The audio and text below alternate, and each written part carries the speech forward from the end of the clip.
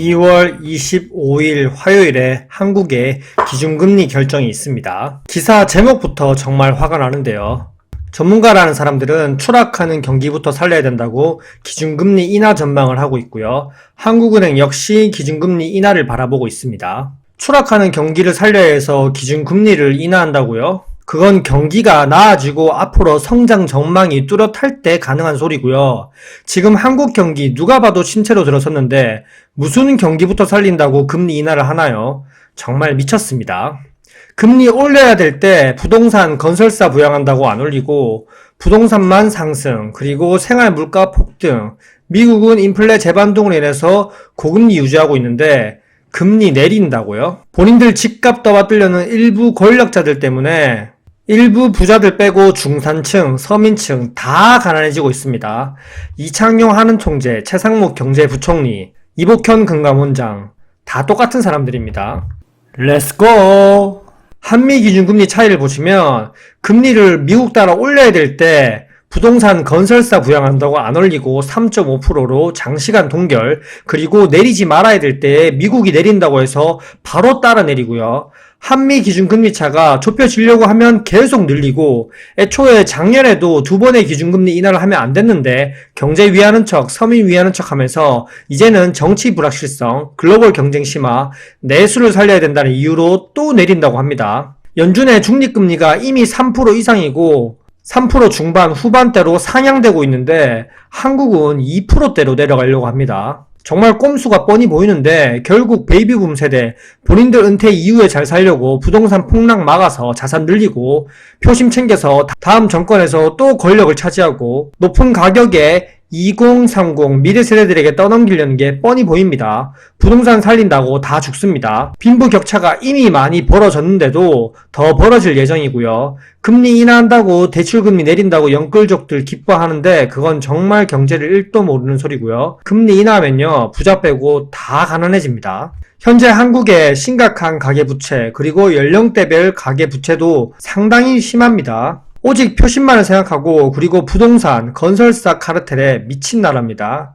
레고랜드 사태, 둔촌주공 사태, 계엄령 사태, 큰일이 있을 때마다 무조건 국민 세금으로 무제한 RP 매입, 그리고 양적 완화로 시장 유동성을 공급하면서 건설사, 부동산만 떠받들었고, 이번에는 또 지방 아파트, 준공 후 미분양 아파트에 대해서 3,000호를 또 정부가 LH 자금으로 매입한다고 하죠. 결국 또 국민들 세금이 녹아납니다. AI 기술, 그리고 반도체 경쟁률 키울 생각은 안 하고 오직 본인들 표심을 위해서 부동산 하나가 무너지면 한국 경제가 다 무너질 정도로 심각한 상황입니다. 한국이 가계부채가 압도적으로 높고요. 부동산으로 경기를 떠받들었던 중국조차 63%고요.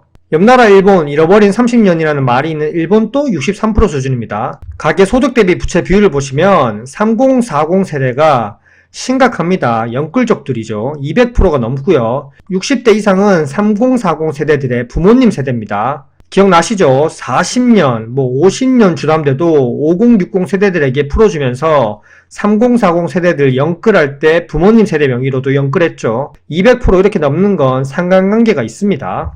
결국 이번 정부 들어서 가구 평균 자산 격차가 엄청나게 늘어났습니다. 하위 20%와 상위 20% 격차가 계속적으로 증가하고 있고요. 순자산 1분위와 순자산 5분위 격차가 엄청 늘어나고 있습니다. 이렇게 부자는 더 부자가 되고 가난한 사람은 더 가난한 사람이 되는데 경기부터 살리겠다고? 부자들을 더 부자 만들어주겠다는 거죠. 이런 격차는 금리 인하를 안 해도 25년 올해 가속화될 전망이었는데 금리 인하를 하면 초가속화됩니다.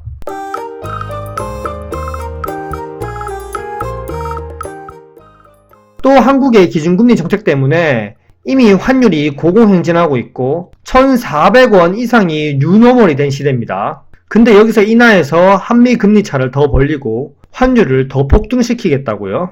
부자들은 달러 자산만 엄청 많이 가지고 있는 모양입니다. 환율 방어하느라 외환보유고도 지속적으로 녹고 있습니다. 크게 보시면 24년 4월에 8조가 녹았고요. 이때 당시에 달러 인덱스가 105불이었습니다. 지금은 달러 인덱스가 110불까지 갔다가 소폭 내려와서 106불이죠. 그리고 24년 10월에 또 6조가 녹았고요. 그리고 24년 12월에는 은행들이 한국은행에 예치금으로 돈을 거의 57억 달러를 맡겨놔서 장부상 숫자 놀이로 2억 달러가 증가했다고 얘기를 했는데 결국에는 57억 달러, 우리나라 돈으로 여기 안 적어놨지만 8조가 녹았습니다. 그리고 25년 1월에 또다시 급감하면서 6조가 녹았습니다. 이렇게 계속 진행된다면 4천억 달러가 깨지는 건 시간 문제 같은데요. 4천억 달러가 깨지든 말든 본인들의 부동산 건설사 카르텔을 위해서 기준금리를 인하하려고 하는 한국은행입니다.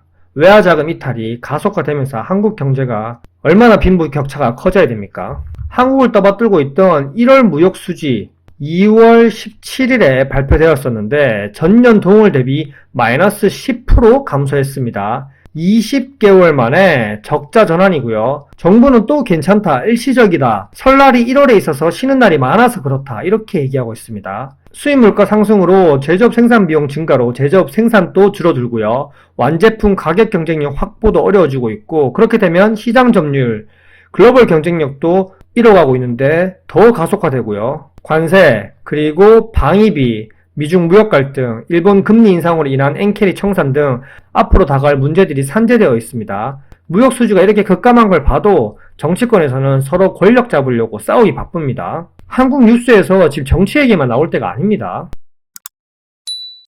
그리고 한국의 GDP 1월 22일에 발표됐죠.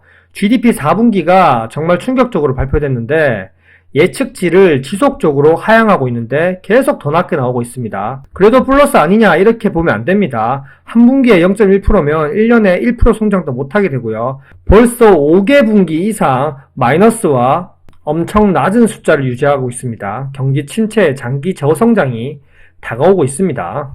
이런 경제 성장률을 일반 국민들도 알고 대부분의 전문가들도 지속적으로 경기 전망을 하향 전망하고 있습니다. 기존 2%대에서 벌써 1% 중반으로 내려왔고요. 이 전망치는 근데 국내 정치 리스크가 2분기부터 해소된다는 전제고요. 지금 상황을 보면 어떻게 될지 모르겠습니다. 그리고 관세 부과, 방위비 인상이 또 우려되는데 한국은 대미 무역 흑자국이고 작년에만 해도 557억 달러를 벌었습니다. 결국 미국의 타깃이 될 확률은 100%고요. 해외 주요 기관들도 그렇게 생각하고 있습니다. 기존 전망 대비 수정 전망이 지속적으로 하락하고 있습니다. 이제는 1%가 깨질 듯 합니다. GDP가 1% 안팎으로 떨어질 수 있고 한국의 모든 산업군이 위험한 상황입니다. 이 와중에 한국은 정치 속보만 계속 나오고 있죠. 권력 잡고 나와 내 측근들만 잘 살면 서민들은 못 살든 말든 상관없다 이 말이죠. 이 기사는 작년 12월에 기준금리를 더 내릴 것이라고 얘기가 나왔는데 불법 계엄령 이슈로 인해서 1월 16일에는 금리를 내릴 것 같더니 동결을 했죠. 일단 작년에는 경기 하방 리스크가 커진 점을 고려해서 2번 연속 인하를 했고요. 그리고 1월 달에는 금리를 동결했었고요. 근데 뭔가 정치권 이슈가 끝나가려고 하니까 이제 다시 금리를 또 인하한다고 합니다. 이렇게 인하한다고 언플하면서 1월 16일에 동결한 것처럼 이번에도 동결하면 좋겠지만 진짜 인하하면 부자들만 좋습니다. 환미 금리차가 더 벌어지면 환율 더 상승하고 수입 물가 상승에 내수 경제 이미 다 무너졌는데 더 무너지고요. 물론 대기업들 빼고요. 중소기업이나 자영업자들, 수입업자들은 다 무너집니다. 결국 내수 소비 진작은 무슨 부동산 떠받들려고 부자 빼고 다 죽이겠다는 겁니다. 2월 25일 기준금리 인하하는지 동결하는지 한번 지켜봅시다. 인하하면 정말 최악이고 동결해도 한국 경제는 문제입니다. 이상입니다. 구독과 좋아요 부탁드립니다. 안녕.